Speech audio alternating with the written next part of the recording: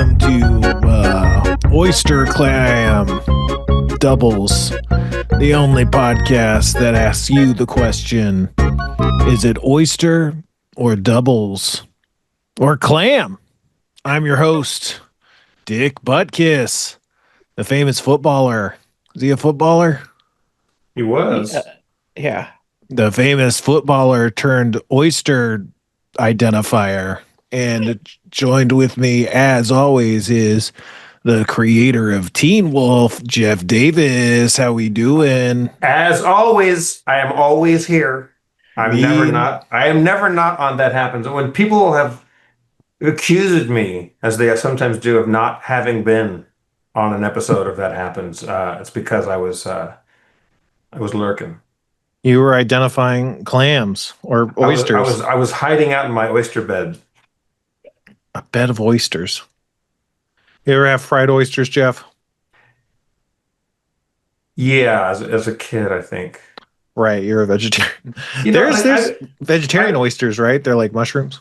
Yeah, they're just, mushrooms, oyster mushrooms.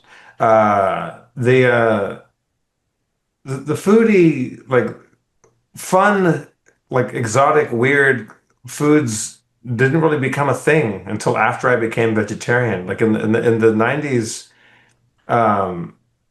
food wasn't as exotic, and now everybody's eating fucking. We didn't know what a poke bowl was. We didn't know what a Pokemon was. That's true. We should be eating more Pokemon. Would you eat Pokemon? I guess those are like. Well, here's the reason. Here's the reason why I would not eat a Pokemon, because I'm trying to lower my calorie intake, and I think with Pokemon you got to eat them all. Oh shit! Gotta eat them all. Thank you. It's like Pringles. Once you pop, the Pokemon don't stop. Oh boy, Jeff, this is a travesty. I don't know what I'm doing. I'll tell you what you're not doing. You're not making that goddamn bed. What the hell? That's made. You see, I got the pillow up there in the yeah. That's the pillow pinnacle. And the semi-recumbent, this is you, where I'm assuming reading your Jane Austen before you go to bed at night. Yeah, exactly. Pillow configuration. See, I don't make my bed either, but I have the common decency to not put it as part of the podcast set. Well, must be nice. It must be nice to have like a functional living space where, you don't live in 3 closets connected to a fucking kitchen. That's true. I've noticed that Kevin has started to slowly populate his forlorn cabinetry back there, but the lamp, that goddamn IKEA Japanese lamp, is still there. Well, you complained there was nothing on my shelf, so I did put a deck of Magic cards that Spencer made for me up on my shelf. Right. So that's my first decoration. Okay. Every week I'll add something new. Yeah, just that and the printer and your iPad or whatever that is. Yeah, that really bespeaks a life, a complicated personal life, a rich inner life. Yeah. No, it's very Spartan here. I used to have this office all really nice, decorated with posters and pictures and all kinds of stuff all over the walls and everything. And then we decided to move out of here, so I took everything out. And then we decided not to move out of here. So now that I'm kind of just like postponing bringing it all back, because I'm not sure if we're keeping this office or not. I see. So this is not your home? No. Okay. No. What was here? There was a thing behind your head that was like in the middle of the 2 other things. What do you got behind your head there? That's not it's like what is that? A lava lamp? That's like a vac. Yeah. That's a SodaStream that has not been used in probably 15 years now. Isn't SodaStream associated with Israel? Kevin. Come I mean, that's part of why I opened with has not been used in 15 years. But yes, it is. But SodaStream was actually this joint Israeli-Palestinian venture that it was owned by one side, but the factory was on the other, and 50% of the employees were on each side, and they were trying to like, hey, we can get along kind of thing. So it's not as bad as it sounds. Sounds pretty bad, Kevin. I can't tell if you guys are I can't tell if you guys are joking about this or not. Is this? I can't tell where the riffs. No, this is real. I'm not that funny. This is real. Yeah. This is real. So okay, what just for we don't have to get into the geopolitics of it. What's a SodaStream? Is that like a seltzer squirter? Yeah, you can carbonate water. It just basically you put water in it, you hit the button, and it carbonates it. And they make like soda syrup packets, so you can make your own knockoff soda too, like Mountain Dew. And then you put like syrups and stuff in it. I had this one here. Right. But yeah, so from what I gathered from what you guys just said, that for a while there, it brought the Palestinians and the Jews together. They were working on SodaStream as a two-state solution. Well, that's what they want you to believe. Yeah, I mean, I don't know how true this is. I haven't researched this, but this was like brought out as one of the few successes of the two people working together in the same place. Oh, really? Yeah. So here I was just being a glib asshole, but that actually it was true. Yeah. As far as I'm aware, someone will correct me, I'm sure. So I don't know. You might have been around when Kevin was talking about this, Jeff. But Kevin, grab your SodaStream juice again, the Mountain Dew stuff. Yes. Kevin was talking about how he was on a kick where he would squirt that concentrated Mountain Dew shit into other things just to spruce him up. Like, yeah. I don't know what kind of things. I mean, this is another one of Kevin's classic lies, I gotta imagine. But your morning tea?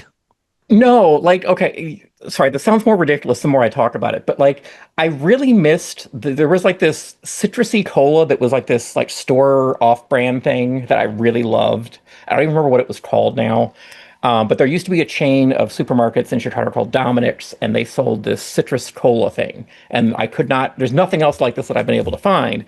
But if you take like just ordinary cola and you pour that much into it, it tastes very, very similar to it. So for the folks at home, Kevin, how much is that much? Less than an ounce. Okay. Into a can. And what you're holding up is a concentrated Mountain Dew product? Yes. Yeah. So you would use the machine behind me, carbonate some water, and then pour some of this into it, and then you would basically make it yourself Mountain Dew. Right. And then you get to decide what brand of diabetes you want and how quickly you want to administer. Yes. And you decide how strong it is, how carbonated it is. Like you can do super carbonated, but very light on the flavor if you want more of a seltzer or however you like it. Mm-hmm.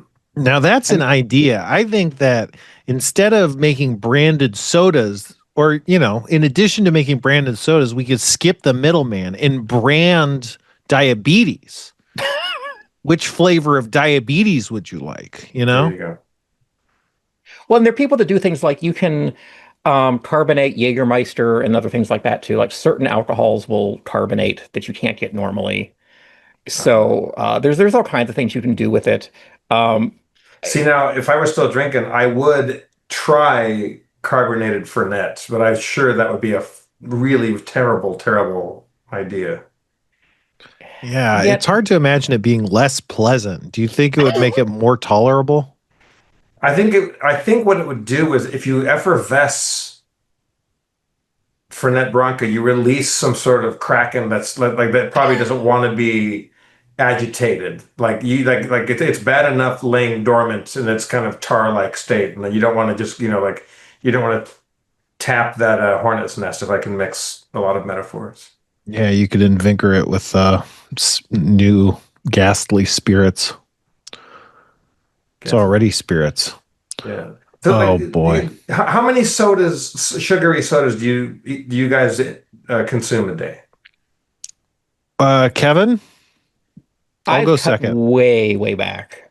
Maybe 1, 2 at the most. Oh, okay. I'm doing a show here, and then I'll try a few. But what were you doing at your peak intake? I mean, when I was a teenager, I could polish off a 12-pack a day easily. What, Mountain Dew? Mountain Dew or anything, really. It didn't really matter. Just every time I went, I would just buy something different. What was that Dominic's citrus cola called? I can't remember. Is the thing that's killing me. How much of that could you polish off? Their store brand thing. And this is a long time ago. This would have been like late 90s, maybe. Mm-hmm. I used to drink a lot of soda. I feel like I could drink a whole 2 liter in a day.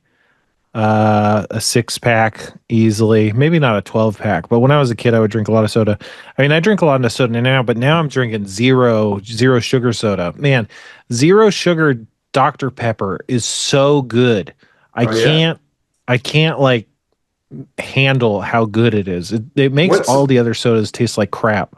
What is the health drawback? There's no way that it's good for you. What about Dr. Pepper Zero Sugar is killing you? Or me if I try? Well, I mean, here's the thing, Jeff.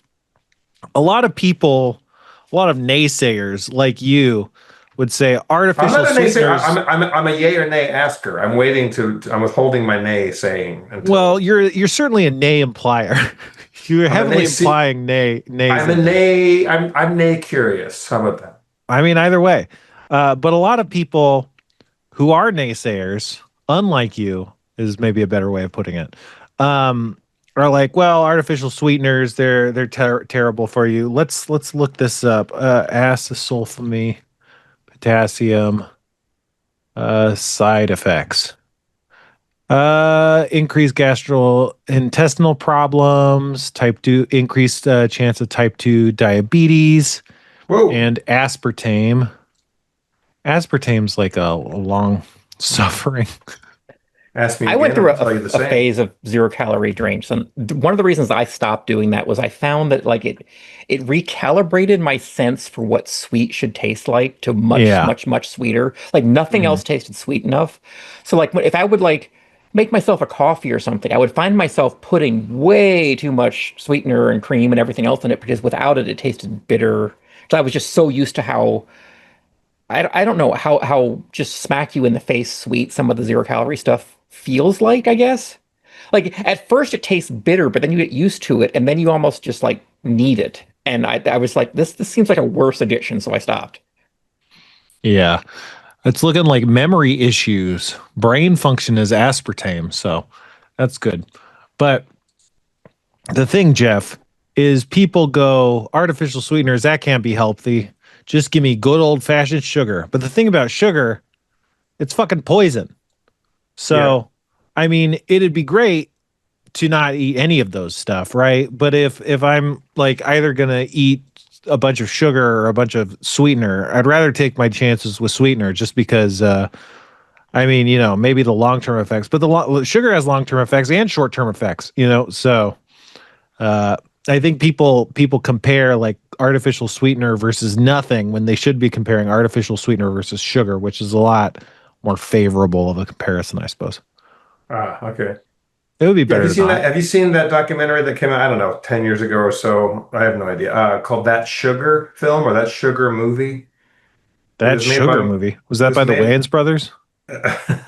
It was made by a friend of mine, Damon Gammo, and he started consuming sugar. He's Australian and very fit, and he's a handsome devil. And a lovely guy, and a heck of an actor. And he started eating and consuming sugar, I think, like on par with what the American diet kind of is. Sure, yeah. And then had his doctors kind of chart what happened to him. And his doctors were like, "Hey, you're dying. You're going to die, and we cannot let you keep doing this." But it's a good breakdown of, you know, what sugar is doing to your body and how it reacts and how it processes it or it doesn't. Now, speaking of sugar, I just got back from a trip where I ate more sugar than I've eaten in a really long time because I was in Belgium, and they figured chocolate out. Here's a couple of things in my brief time in Belgium that I found out that they figured out: chocolate and murdering the Congolese. What's the secret there? I don't know, I'm not a huge history nut, but King Leopold II, he sounds like not so cool of a guy. I think it was King Leopold II. He decided that the Congo was his, not Belgium's. I think like his own personal like fiefdom or just shit. And a lot of people died. I was also in Amsterdam, and what I like about the Dutch and the Amsterdamians, their museums, they're pretty candid about the shit that they did, and they feel bad about it. There's contrition built into, I think, to their identity. And like I went to the Anne Frank house, and I didn't think I was going to want to go to that because I thought, what if it's a tacky, touristy letdown of an experience? It's really, really moving and awfully sad, as it should be. And so the Dutch, they know what they did. But then you go to Belgium and you're eating chocolate all day long, and then all these crazy Baroque buildings and shit in Brussels.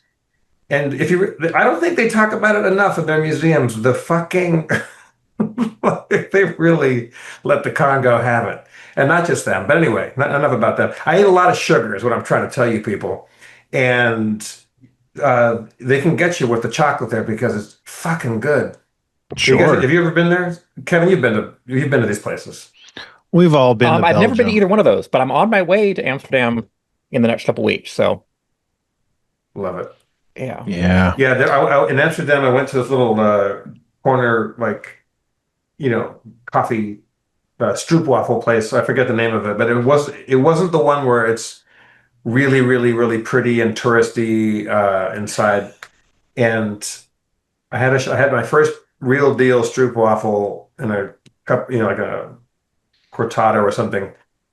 And there was a older gal sitting there next to me. She's just reading the newspaper, or legit, like she's Dutch. She's talking Dutch with the gals that work there, and she's having her stroopwafel, and I'm having my stroopwafel. And I asked her, and I said, like, "You guys really like sugar here?" And she's like, "Oh, yeah, we eat a lot of sugar here." But everybody is fucking fit. They're riding bicycles. They're eating cheese. They're eating a lot of sugar, and everybody looks great. You can get murdered by bicyclists, and there's no more shameful way to die than that, I think, than being run over by a Dutch person on a bike. But you know what's great about the Dutch, Jeff, is they never ask you to pay their lunch bill. They'll pay part of it, right? Yeah, they'll pay half. They insist.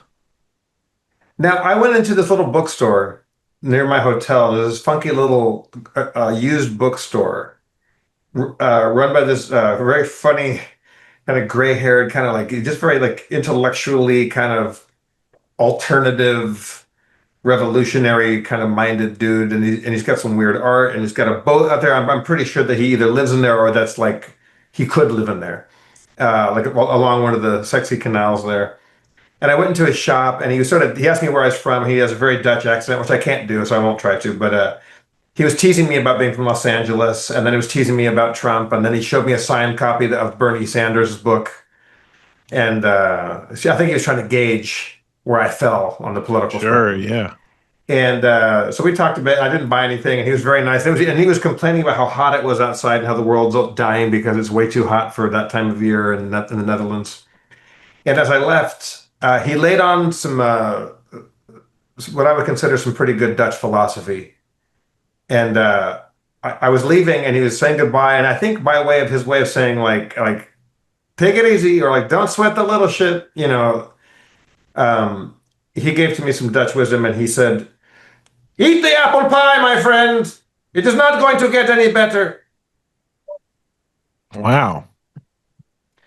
I told that to some Dutch people while I was there, and they were like, "Yeah, that's pretty Dutch." Does it sound like a metaphor? I don't want to completely say that I know everything about the Dutch and Amsterdam folk, but they have a lot of really funny idioms. If you look at their trends of phrase and their old just sayings, they're really funny, and they're kind of dark, but they're also kind of goofy, and so they have that Northern European bleakness, but with a special sort of Dutch whimsy that they look and sound like they're fucking with you and they're really serious, but they're not. They're kind of goofy, and I really dig it. You know what sucks about the Dutch? That they only pay half of your lunch. Yeah, they'll never pay for your lunch. Do you find it like when I'm somewhere where I don't speak the language, after maybe a day, I just sort of like tune out all speech because my brain is just like, I'm not going to understand any of it. But whenever I hear somebody speaking Dutch, I'm just convinced they're speaking in English and I'm mishearing every third word. Because a lot of it sounds English, and then a lot of it sounds like a hilarious elf language. Yes. It is a silly sounding language, and I don't mean that to be pejorative. I did like about 8 days worth of Duolingo in Dutch, so I could say maybe like, how do you do, and please and thank you and good day and all that jazz. And I don't know what it is. I've taken Duolingo in Spanish, French, I think maybe a little Italian, a little Czech last year when I went to the Czech Republic, and maybe some German. Only in my experience, when you're learning Dutch in Duolingo as an English speaker, they really are talking about being an apple or not being an apple. And this is before I remembered that apple pie is a big Dutch thing, and before the guy told me to eat all the metaphorical apple pie because it's not going to get any better. But one of the first things you learn in Duolingo is "Ich ben een appel," I am an apple, or "Je bent geen een appel," you are not an apple. So I knew that phrase, and I'll tell you what, I used that 4 times while in Dutch speaking up in the Low Countries. Got a laugh every time because I would say convincingly enough to where I really sounded like I was trying to tell people that I was an apple, and then I would tell them that's all the Dutch I know. And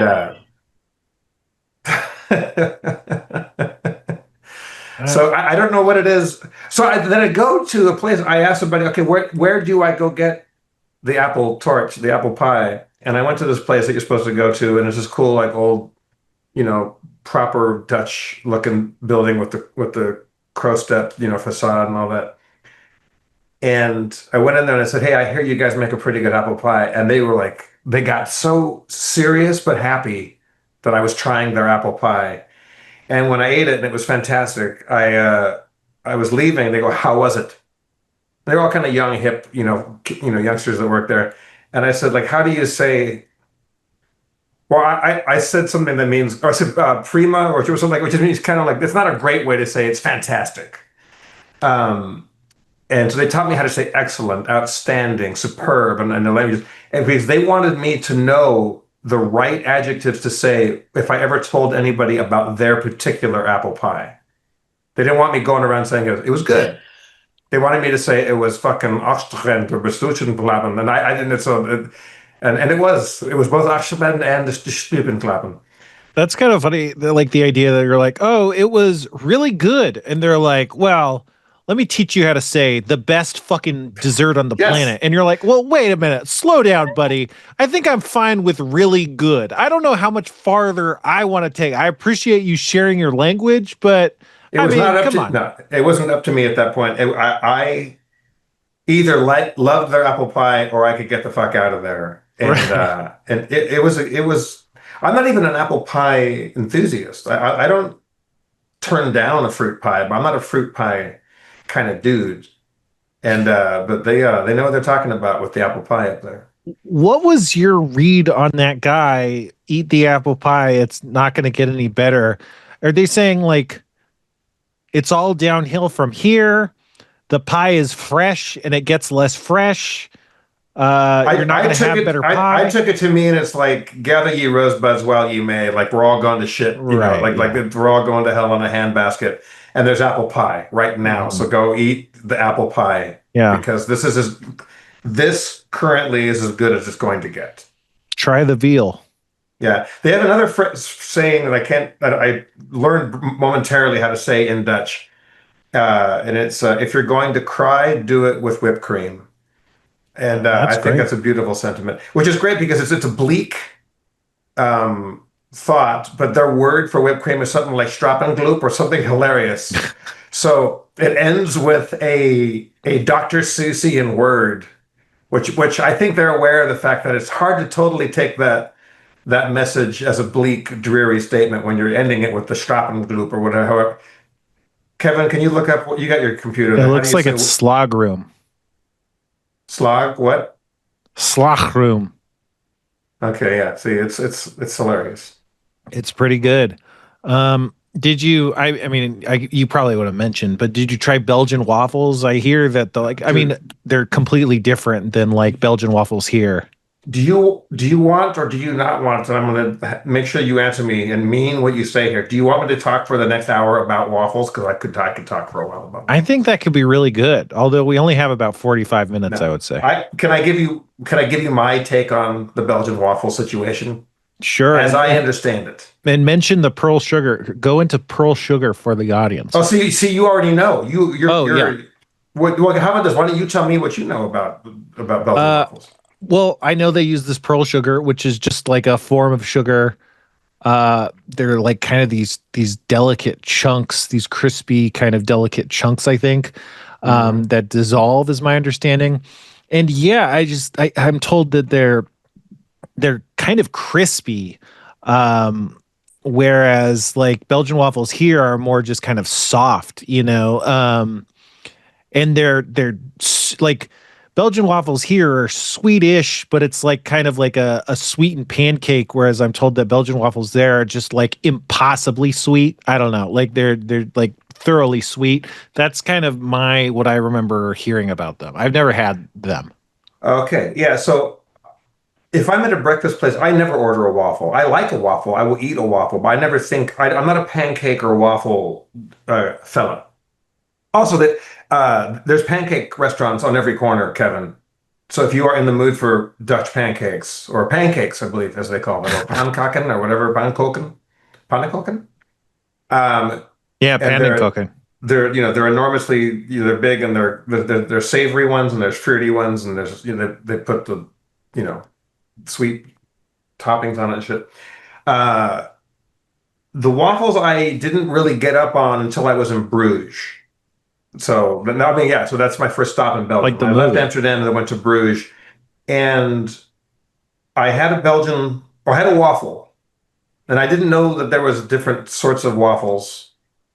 And looking back, what I was getting for breakfast was a Brussels waffle, which is more like the Belgian waffles that we are familiar with, which they're fluffy, they're crispy on the outside, but they're kind of fluffy, cakey.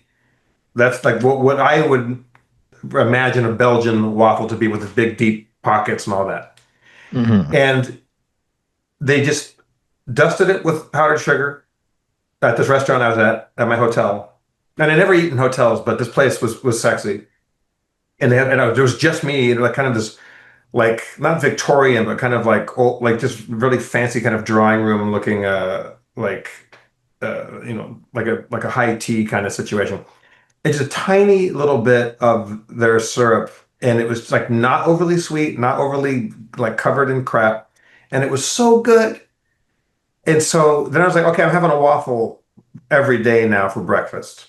Then I get to Brussels, and now there's waffle places all over the joint. But I was staying right down in the main drag, like the Grand Place, which is where all where the mannequin piss, little boy peeing statue. It was tourists everywhere, and it was kind of a drag.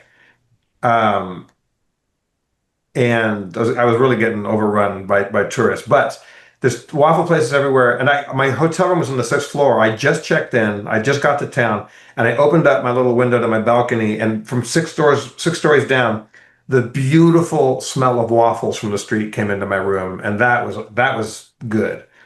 And now there's the Brussels waffle, and then there's the Liège waffle. And the Liège waffle is the one that's got the pearl sugar in it. And they're a little denser, and they're a little sweeter, and they're almost like kind of caramelized a little bit. So they're a little heavier.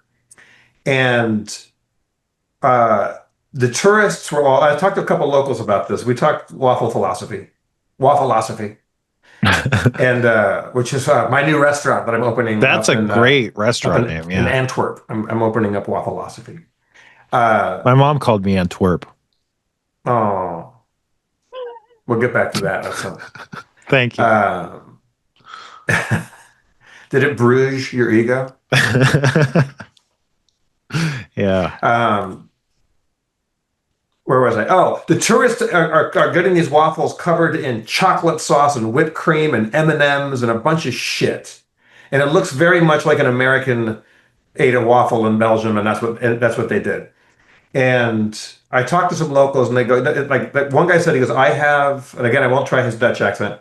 He goes, he would have a Belgian or a Brussels style, like the fluffier one for breakfast, and then in the afternoon you go get a Liège waffle, and you just get a dusting of powdered sugar on it, and that's it.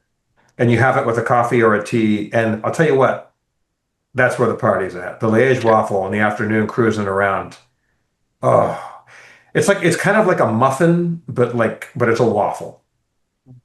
And it's not overly sweet. It's sweet enough to where you don't need a bunch of stuff on it, but it's not like you're eating dessert like really hard style, which I don't go in for.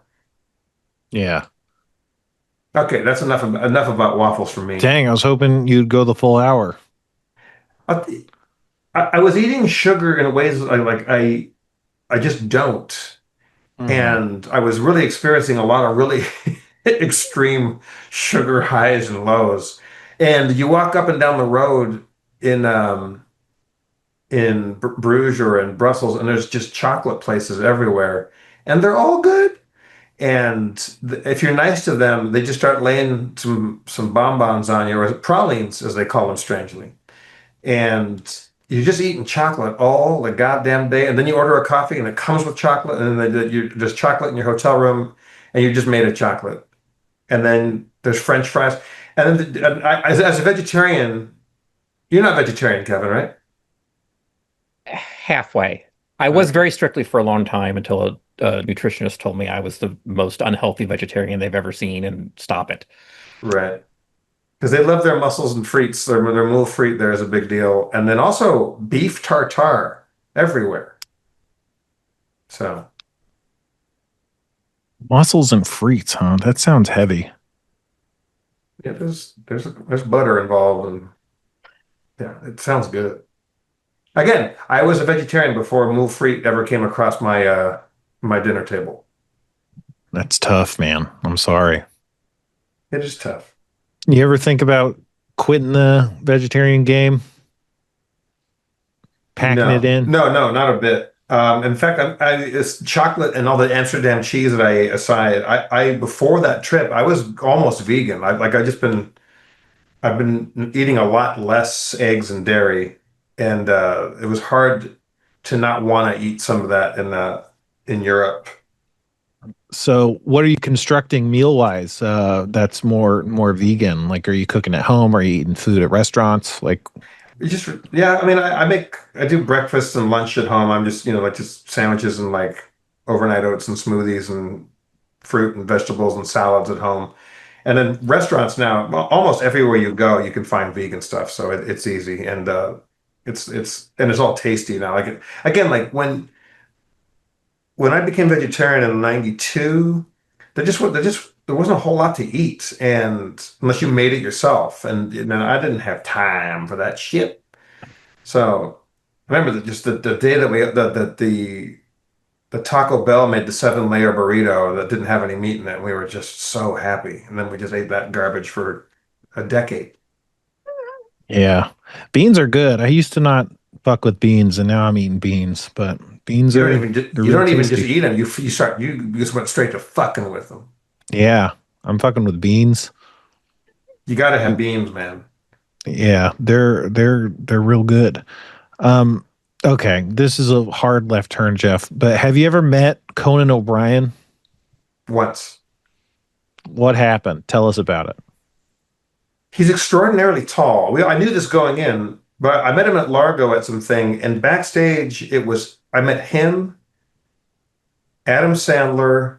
I think Kevin Nealon there. What's the guy's name? Bo Burnham? Yeah. He's really tall. Yeah, there was a hallway full of everybody that was like 6'5", and there were like 2 or 3 people in this photo that we took where like I was not the tallest guy, which happens, but like not when I'm the 4th tallest guy. It was very weird. Right. Conan is extraordinarily tall, and he's very nice. And I didn't really we didn't hang out, so I don't know him at all. Why do you ask this? I just feel like, I don't know. Obviously, he has a very, I don't know. I don't want to say like manic energy, but really like high energy. But there's something about his vibe that reminds me of you. It's like a compatible vibe. I don't know. He seems like well, I guess I can kind of say he seems a lot more aggressive than I am. Yeah. Like he kind of dominates. Because Yeah. our good friend Matt Gorley does his podcasts with him. Oh, I know. He's great. And they get along great. But I feel like, and I haven't listened to a ton of them, but like I feel like towards the beginning, just Conan just like bullied him all the time. And I think it's kind of what he does from what I've heard from other people that he's worked with. Like he's a real, I don't know, not bully, but he's a dominator. And he right? Yeah. He's forceful. He's assertive. I mean, he's kind of like, it's like a barrage. He's constantly, which I don't know. I think you definitely have a slower pace, but I think you're kind of like that too. But I agree that you have a lot more like interplay back and forth in that. But I think, both of you can really hold court. But yeah, I bet if you were, talking, I bet he would be the lead for sure. I don't know. That's just a thought I've had a lot, and I think now, like when I hear Matt with Conan, I feel like that playing or battlefield has been evened out by just like they know each other, and then Matt can kind of zing him back and not feel like he's just an employee or a second fiddle as much. I don't know. I should listen to more, but yeah. Like I think like what Conan probably is pretty good at is assuming that kind of alpha role, and I think people around him just kind of naturally allow that to happen because he's just like, it seems like that's his place. He's always playing high status, and sometimes that's the joke is that he's actually low status, but he's still playing high status. But yeah, and Matt on the podcast, his game is more like, he's very producery. He's more like, oh, I got to keep things running, but his game is like, I hate working for you, and I hate doing this, and I'm kind of put upon is the kind of bit that he's usually doing. Yes, there is that relationship of that. It's a nightmare to work for you. Yeah, but it's but all in good fun. Yeah, exactly. Dino's the one to ask because Dino Stamatopoulos wrote on Conan forever, and he's got really good Conan stories. Yeah, he mentions Dino every so often, once in a blue moon. Oh, does he? Yeah, on the podcast occasionally, because they work together and stuff, so it comes up. But I used to work with a guy that could be Conan's twin, to the point that we all called him Conan. He would, in public, have people come up to him and go, "Oh, Conan, I love you so much," and he'd go, "Well, I'm not Conan, but thank you." And they would think he was Conan playing and like being funny. So they would go, "So what are you doing in town?" He's like, "Well, I'm not Conan, but I'm going to the mall." "Oh, you're so funny. Can I have your autograph?" And he'd be like, "Well, okay, but I'm not Conan, but sure." And he would write his own name, and they would go, "Oh, look, you wrote a goofy name. That's so funny." And walk off thinking they had met Conan O'Brien. And it was like, I've seen the result of people doing this to him and not believe him that he wasn't Conan. Like the voice, the face, the height, everything is like, there's twins in the world, and he's one of them. Yeah. And the bummer is that the guy that he looks just like is Conan O'Brien. Yes. Yes. Because there was the guy that was on Colbert's show, or was it Colbert or Jon Stewart or somebody? But someone on the crew looks a lot like Pedro Pascal, and so that's the guy that you want to look like. You want to look like Pedro Pascal. Yeah. Is he? And he's tall too, Kevin. Yes. Okay. Same height, same voice, and he's funny too. Same height. Wow. So he can pull off, witty improv kind of things and all this. And he said after a certain point, it just became easier just to like keep telling them no, but play along, because the more he would try to argue with people, the longer the interaction would be. So he would just do whatever it took to shut them up and move on. I love it. So you guys hear about how Trump's dead or whatever? I hadn't heard about this. Trump's not been seen in a few days, and people were like, "Oh, we think he's dead. We think he's dead." And then there's like an image and some like really grainy, faraway footage of him like supposedly going to a golf course, and people are like, "That's not him," and other people are like, "This footage is old. This footage is like from June or something. It's not current footage. They're just passing it off." And so I don't know. I think generally, is there a Volkswagen Beetle in that photo with the age that Trump would have been if he had died when we actually think Paul McCartney died? well, it's a Buick, but yes, otherwise, Okay. yeah. But I don't. I mean, I don't want to be an asshole, but don't get a brother's hopes up. Yeah. I am a positive thinking guy, but enough already. And I don't wish him ill. I don't wish him dead. Maybe I don't that's the wish him, problem. I do not wish him harm. I just wish him away. I just wish him away. And Sure. not only do I wish him away, I wish, and I don't think it's going to happen. I don't think it's going to happen that when he eventually goes away for whatever reason, that we could ever go back to anything resembling sanity. I think now it's just we've like Kevin's non-sugar sweeteners has changed his ability to taste right. I think that democracy has lost its sense of its sugary taste buds. I just don't see it ever not being a reality show gone fucking mad anymore. So what do you think, Spencer? Where do we stand right now in terms of Trump's whereabouts? I think he's dead. No, I don't know. The positive money's on he's having some sort of surgery or had some sort of surgery. Right. Either, emergency or non-emergency. Well, that makes sense because I saw somebody, a mutual friend of ours, post something today with a grainy photo of Trump and a caption that made no sense to me. So that looking now, it makes sense. It's did he go away? Yeah, that grainy footage is, or the grainy photo. It doesn't really look like him, but people can look all sorts of ways, especially when they normally wear makeup and stuff. Yeah, I'll say this, like, no matter whether you're a pro-Trump, anti-Trump, or if it's possible to be indifferent, if the worst happens to Trump, we can all gather around the awesomeness that will be the inauguration of JD Vance. We can all get behind that shit. Yeah, I hear they're going to invite the couch.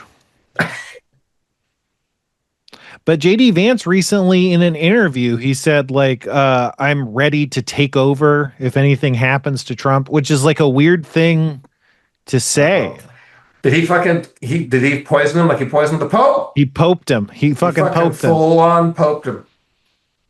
That's and that should be just out of nowhere saying, "Yeah, I think I'll go to heaven if I died" or something. Yeah, he's been talking about heaven a lot lately. There's a lot of stuff in the air, but that just could mean he's had a brush with some sort of health problem that is manageable. Well, he did just hang out with the fucking with Putin and his homeboys. Like, if anyone's going to slip something funky in your tea, it's going to be those guys. Yeah. Although they would never kill Trump because he's doing everything that a puppet ought to do. Yeah, he's doing good work. Yeah, remember that time that Biden's bike kind of tipped over?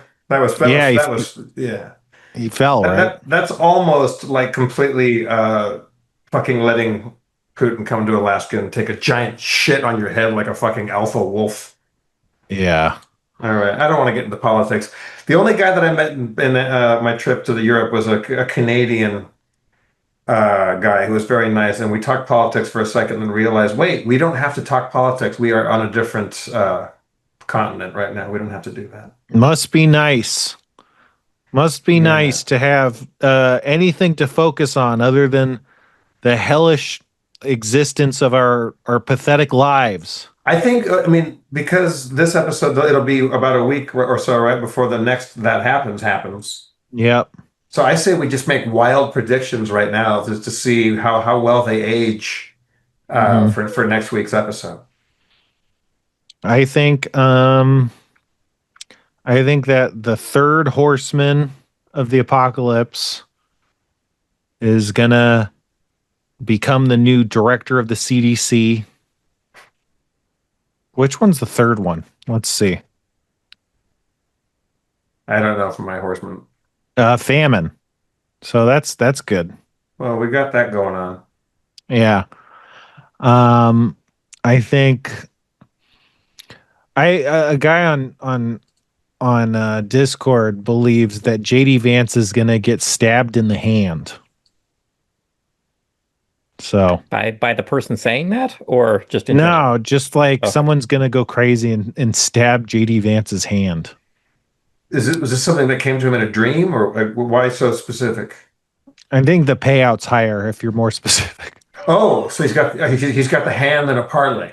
I don't know, maybe. Hopefully not a stabbed hand. Yeah, that'll be a bummer if JD Vance gets stabbed in the foot. He's like, God damn it! I should have gone with extremity. Yeah, but yeah. What about you? No, any crazy predictions? Some gamblers just like the action. They got to goose the action. Sure. Over the parlay. Yeah. When I was 10, when I was on tour with the King and I, the play that I did, Yul Brynner's private cook that traveled with him was this older Thai lady, and she seemed like kind of a mystic, and she would go around and if you asked her, she would read your palm for you. Mm-hmm. And so we all thought that was really cool because there was a lot of not a lot, but there was several Asian members of our cast, being a play set in Siam. But she was reading everybody's palms, and she seemed like the real deal. And then she read my 10-year-old hand, and first she looks at my mom and says, "Oh, he's really psychic." To which my mom said, "Yeah, I've heard that before about me, apparently." And then she read my palm, and she goes, "Oh, you're an old soul," because I got lots of lines on my hand. Mm-hmm. And I said, "Yeah, I've heard that before," and I was only 10. And she looks at my hand and she goes, "Oh, okay, well, that's good. But yeah, you're not gonna have to worry about that. You're not gonna have to worry about that. Like, your life, love, all that seems pretty cool." And then she looked and she's kind of started squeezing like a little area, like a little very specific little like zone. And she goes, "Oh, when you're about 50, you're gonna hurt one of your ears really bad. You're gonna have an injury to one of your ears when you're 50." And I was like, "Bitch, give me the hand back."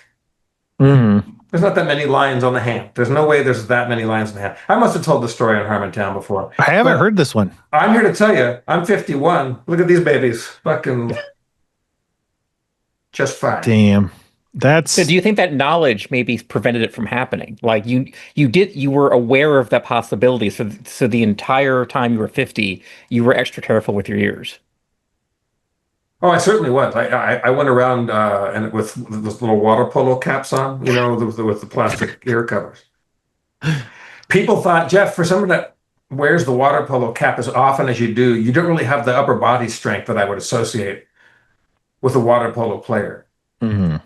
Yeah, I don't know. Maybe she Heisenberg'd me and out of getting my ears hurt. Do you ever think about cultivating your gift, Jeff?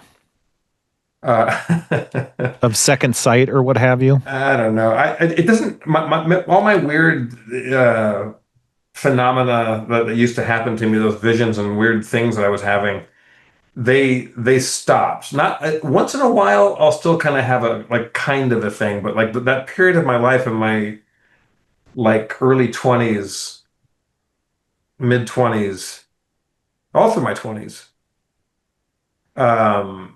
Where I was like having these weird phenomena, like having these like dreams that would happen, that stopped happening. I know part of me misses that and part of me doesn't, because it was a little spooky. It's not spooky. It just kind of felt like a little taxing in a way. I don't know. Yeah. I'm jealous. I want supernatural powers. I got to figure it out. I don't know. Did you watch or listen to... Take a lot of melatonin. Say what? Take a lot of melatonin, Spencer. Fine. I found not only does that like make my dreams crazier, but when I wake up the next day, I have this feeling that they're significant that I don't feel any other time. Mm-hmm. I don't know if that makes them more accurate or not, but I'm like, whoa, I need to really rethink this sort of thing, or this is obviously a sign or whatever. Mm-hmm. Did you guys Yeah. listen to the or partake in any way of the telepathy tapes? No, tell us about this. It's this scientist gal is working with like nonverbal autistic children, and it starts to kind of come to light that a lot of the parents of these nonverbal kids um, communicate telepathically with their kid. Oh, this is some Joe Rogan shit. I think my mom texted Don't me about sully. this. Do not sully anything I speak of by My mentioning mom Joe. told me about this, and she was like, Joe Rogan was talking about it or something, and I was like, okay. Well, that makes me not want to see. I would Well, never tell us listen to about it. it. I don't know. Now, this comes to me, and this is not name dropping, but if you want to cleanse the taste of Joe Rogan out of your palate to listen to or not listen to the telepathy tapes, this was hip to me by Dave Foley. Mm-hmm. And Dave Foley is a hardcore UFO believer, like 100%. And if you want to talk extraterrestrials and what do they call them, USOs or UFOs or they have another word for them now. Yeah, I can't remember offhand. I used to know. It's great talking with Dave because Dave really has got all the details and stuff. It's awesome. UAP. That's UAP. And I saw it's check it out. It's this telepathic thing that's going on where these kids who some of them are now able to communicate via spelling, where they can via some apparatus they can actually spell out and talk, but by some sort of painstaking ways so that they can look at a letter or interact somehow and then spell out their thoughts. And not only are their thoughts poetic and awesome, but they're communicating with each other on this space they call a hill, and they all meet and they communicate with each other. And it's this like then it goes into places that are like they spend an awful lot of necessary effort trying to say like, hey, like this doesn't sound like science, and we're not going to be rewarded for talking about this in the scientific community because you say words like telepathy and you are kicked out. You're persona non grata at that point. But it's just a lot of verifiable shit where like these kids aren't like if you open up a book and they can't see it and you're looking at a picture or a page, they'll tell you what's on it because they can read your mind. And they're not just right like 30% of the time, which would be like phenomenally, like that would be unusual. That would be something to study and to wonder what's going on. They're right 100% of the time.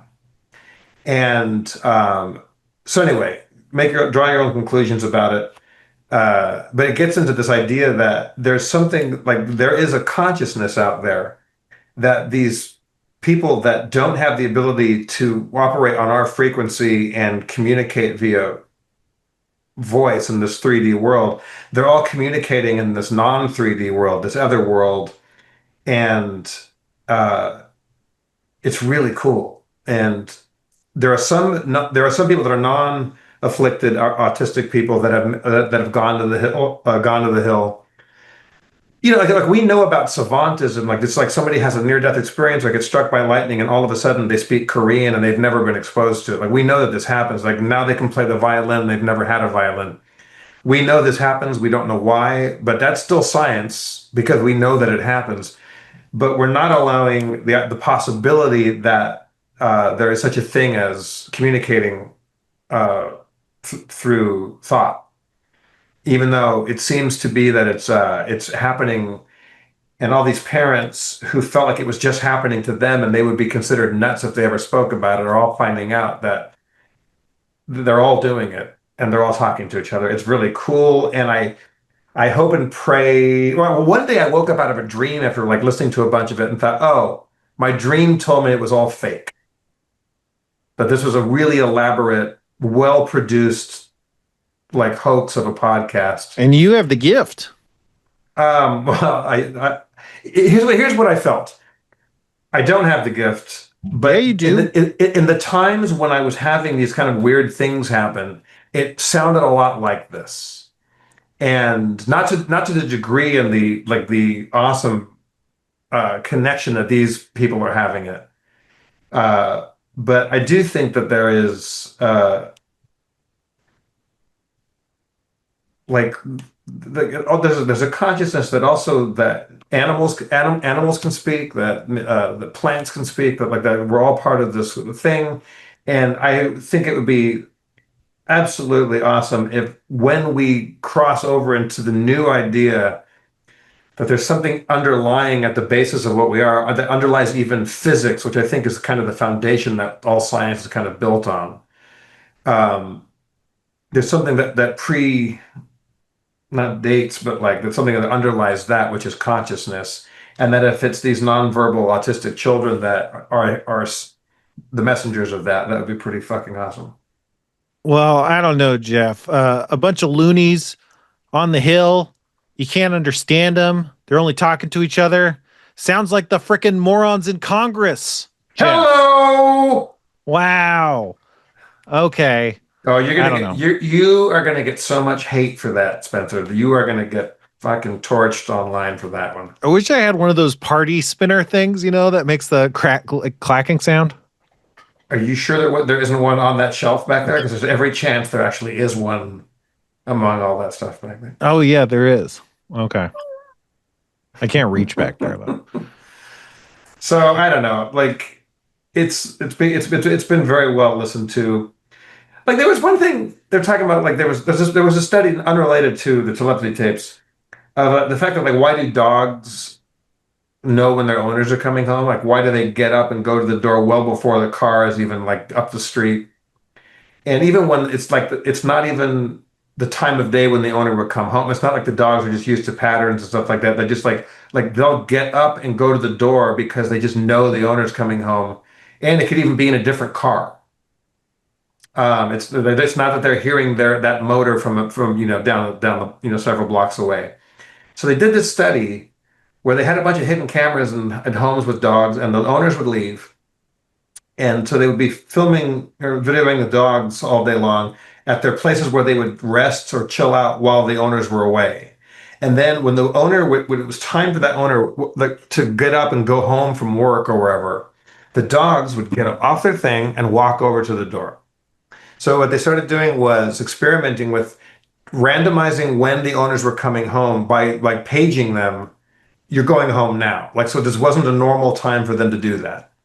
And they would be taken home in a different vehicle. So it wasn't the sound of their car. So they would try to take all those normal factors away. And sure enough, the moment that owner got the page remotely to go home and start gathering their shit at the office and going home, the dogs get up and they go to the door. And sometimes when this was happening and the person is coming home, life happened and they got some emergency call, like, oh, you got to go to the hospital, or you have to make a detour to go do this. And they wouldn't go home. They would just break the script and do another thing. The dog would go back to the bed. And then when they settled that and started coming home, the dog is back up and over by the door. And the scientists doing the study, who are atheists and they're skeptics and they're scientists, just said, oh, dogs are psychic. Dogs are telepathic. And that was the finding.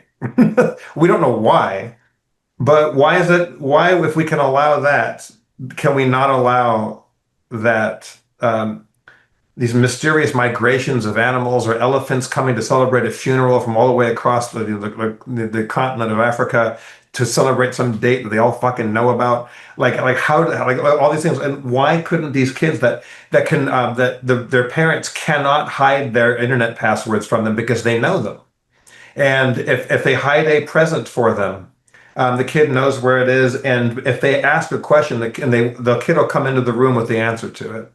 There's some really cool anecdotal stuff in these telepathy tapes, and again, part of me wishes that science would come along and have an awesome explanation for that, and then the other part of me wishes science has to grow up and include consciousness as part of our scientific model for life.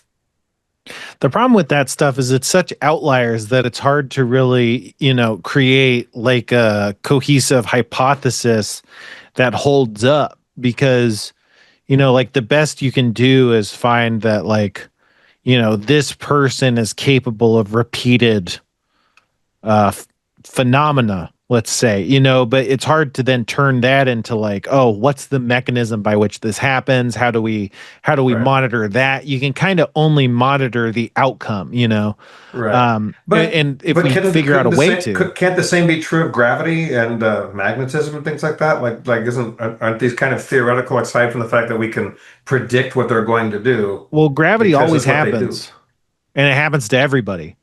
So that's the thing. Like, you don't have to follow around like Gravity Man and see what he's doing, and then run tests on him. Like, that's the thing. You have to, like, this is a group of people that can manifest these things, but you can't, and gravity, it's not like, I guess, I don't know that we've ever seen gravitational waves or anything. We just see like the impacts, and then we reverse engineer what must be happening. But that's really tough to do. It's easier when there's like, for instance, atoms that you can look at, and then you go like, oh, what's this atom doing? But stuff, presumably if this stuff is real, it has to do with either a different dimension or stuff like energy, or electricity or magnetism or something, stuff that's like in the air that's really hard to nail down, fix in space and time and study, So I think like even to the extent it is real, it's just by nature a really tough thing to study in like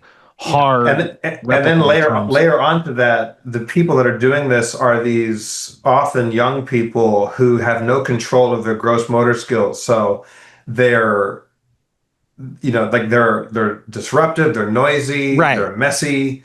And there's this, like, whether or not you believe in any or have any opinions on the kind of grander question that this phenomenon asks or brings up, the pushback from the scientific community on these children is really, really nasty and ugly, because for a long time, I don't remember what they call it, but it's assisted spelling, and they thought like if I prop up my daughter's arm over a keyboard and she's typing, that I somehow am affecting that. Either I'm subconsciously moving her, Ouija board, cursor around, or that even brainwaves electronically, I'm sending signals to the child. They really don't want these kids to communicate. It's really gross. And so now that they've found some spellers that are doing it completely unassistedly, there's been all this really hard pushback from the educational and the scientific community to let these children talk. And then some people, like linguistics people, came in, like they'll look at these writings. These kids will write down their thoughts. That not only are they communicating, they're kind of speaking a language that like a vocabulary, a style of speaking that's unique to them, and it's like kind of like almost from another time. Like the way that they speak to each other is like a way that they couldn't have possibly all learned to have speak similarly. But it's this kind of grand, beautiful, poetic thing. And here's the good news, everybody. When you ask these children to explain what the hill is, or what this feeling is, or what they're experiencing is, they often come to words like love, and that it's just all about loving each other. And it's all about, like, the whole idea is that we're here to love. And that's this grand message that comes from this consciousness. I don't know. There's your homework, Spencer and Kevin, for the next week. And I'd be curious to hear what you think about it, because I asked a friend of mine who has a nonverbal autistic child after listening to this. And I said, hey, I called him up and said, you've probably already been asked this a million times, and stop me if this is annoying, if this is like a really bothersome question. Have you heard about the telepathy tapes? And he said, yeah, I've heard about it. And I said, have you listened to it? And he goes, no. He goes, here's the thing. He goes, anything that gets my hope up at this point, it's hard. Because since his daughter's been alive, there's constant hope that's constantly being dashed that she'll ever be able to, be there in a way that they, hope that she might be someday. And the question is, are you in there? And like, will you ever be able to tell us yes or no? And like all these things. So any hope is really emotionally a risky business. And I said, well, does she read your minds? And do you guys talk? And he goes, yeah, all the time. So, uh, I think they just kind of feel like, well, that's just something that she has and that we have. But it turns out it's kind of, I don't know how universal it is, but it's there. Anyway, Yeah. I get all excited about it just because in this awful world that we live in, anything as cool sounding as the idea that there's these they're communicating because their frequencies are clear because they're not using the frequency that we all talk on. And so they've opened up all this other channel to actually talk in this much more important and beautiful way. So Yeah.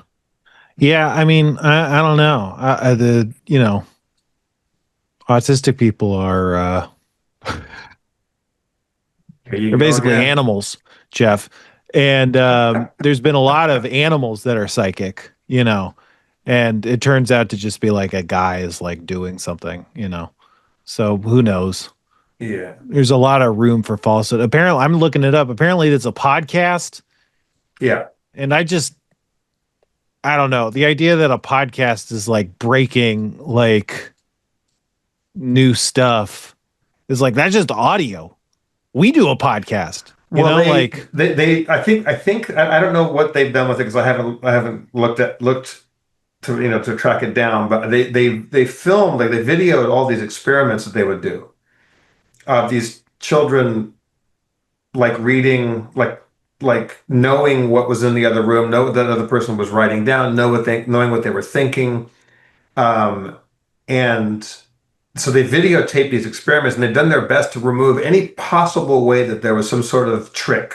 Well, that's Or what they say, sure. Yeah, yeah.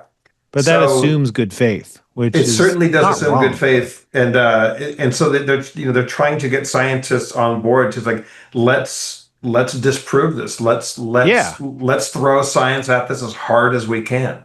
Yeah, yeah. And what keeps happening is these kids know the answer to every goddamn thing, like just numbers or paintings or thoughts, and then their communication with each other. The way they describe these teachers that they meet up in this realm, these kind of gods or angels that they talk to, they come back with all this stuff. The way that they describe what this is really, really fascinating. But then when one of these kids kills himself, the other children had never met him, but they met him on the hill all the time. They all knew that he was going to die, and they all called up the parents to say he said goodbye to us. And they all still see him on the hill, and they describe what he does and looks like now that he's free. And it's like all this information that they wouldn't have known about this person, except they all hang out with him all the time.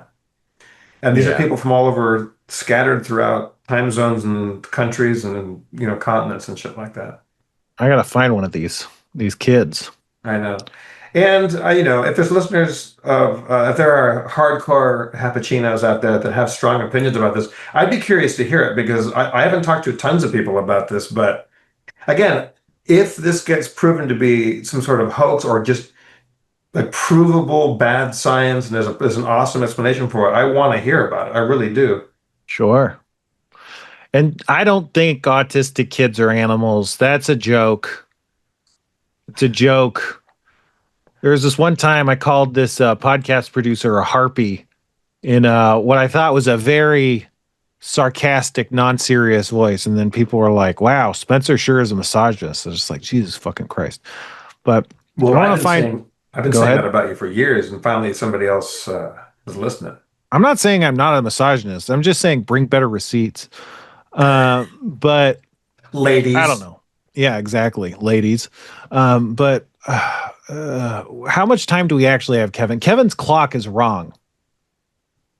I actually have to roll in the next 10 minutes or so, but how much? Yeah, we don't have more than 10 minutes. I'll tell you that much. Yeah, however much time you guys want. Jeff, what do I do with my life? I'm fucked. I'm ruined. I'm on borrowed time. My life is over. My life is in shambles. I have nothing. I have no one. I don't know what to do. I'm gonna fucking go on the hill. Gethsemane, where Jesus died. Are you actually having like serious like existential crisis, depression, like really bad like thoughts and shit like that, or what? I'm not gonna blow my brains out. Okay, good. But I don't know what to do, man. I don't have any skills. I got taken on this. Are you still with your Kentucky woman? Yeah, but is it true that Kentucky woman, she shine with her own kind of light? I'd say so. Yeah. Does a day that once looked all wrong looks all right? What do I do, Jeff? I don't know what to do. Make another TV show and then put me on it, and let's go back to work and fucking and do that happen. Not that happens, but do Harmon Quest or some shit like that again, man. You are a fantastic TV producer. How do we make this? How do we revitalize that shit? I don't know, man. I can't write. Harmontown was like D&D. It wasn't like television, and no one's making shit anymore either. I wonder. I don't know. I gotta figure it out. I don't know how to figure it out. I'm fucked. I'm so fucked. Holy shit. Is this a daily thing? Or are you just going through a biorhythmic freak out moment right now? Or is this I work a minimum wage part-time job, Jeff. What are you doing? Can I ask? I drive cars around for a company that I haven't yet disclosed on the podcast. Oh, right. For fear of reprisal. My enemies are around every corner, Jeff. Well, we don't have to talk about this and figure it out on the podcast, but let's talk about shit off the air, man. No, we got to figure it out on the podcast. This is great content. This is what the people are clamoring for. Okay, I am still a firm believer that there's a lot of gold in the Yukon. Okay. I say we get up there and we just start digging. I can dig. Digging's something I can do. And because I foolishly said this on a podcast, now we're going to get up there and there's going to be a bunch of Hapachinos out there with their pickaxes and their fucking gold pans. That's all the better. Then we could sell them stuff. Then we could just be, prospect salesmen or swindlers, or we could rob them, all sorts of options. You want to be a... Yeah, I'm picturing us opening up kind of like a boom town, kind of like a Tombstone. Yeah, we could do their laundry. There's whorehouses and there's saloons and it's dangerous and you're running the general mercantile, but you're gouging people. Mm-hmm. Mm-hmm. I'm like putting sawdust in the grain. Yeah. Okay. I'm starting to have hope, Jeff.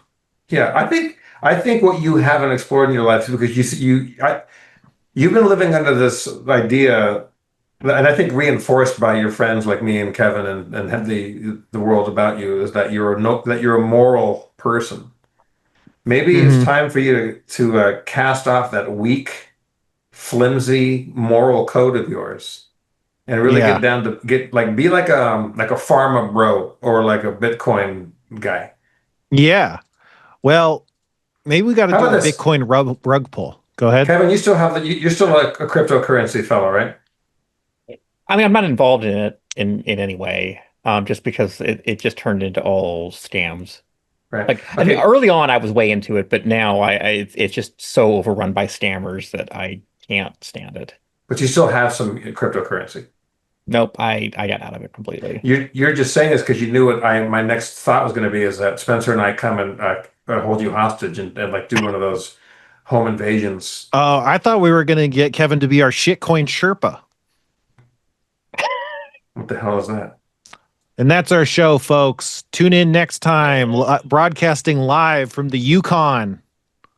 We're going to see whether there's gold in them thar hills. When we come back next week, Spencer's going to have his life fucking sorted out. We will know whether or not Trump is still with us or he's gone full McCartney, and there's going to be another thinner Trump in office, but his eyes are slightly closer together than the older Trump, and then but the music is going to be just as good.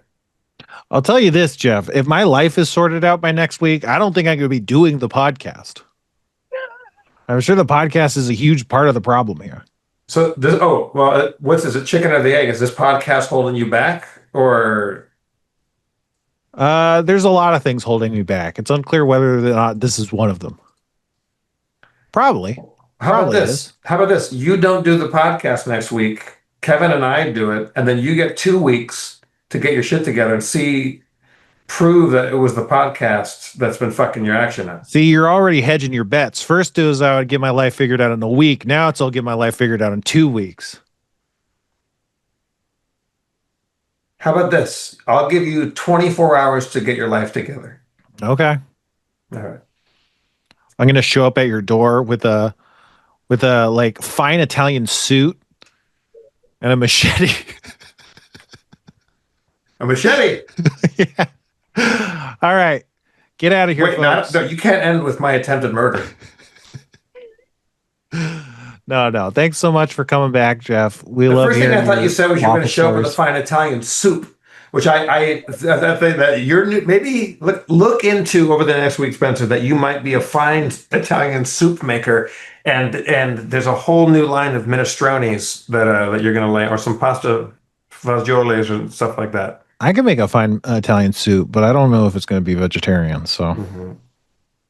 Well, it's good to see you both again. And I am around next week if you want to do this again before I hit the road again. And if you want to come see us do improv, it's Who's Live anyway. And we are coming to a state in town near you to spread our fine veneer of mirth across the land. It's Who's just Live. A veneer. Who'slive.com. Who's spelled with the HOSE. And we have Gary Anthony Williams with us, and it's going to be fun. Awesome. Love him. Kevin, get us out of here.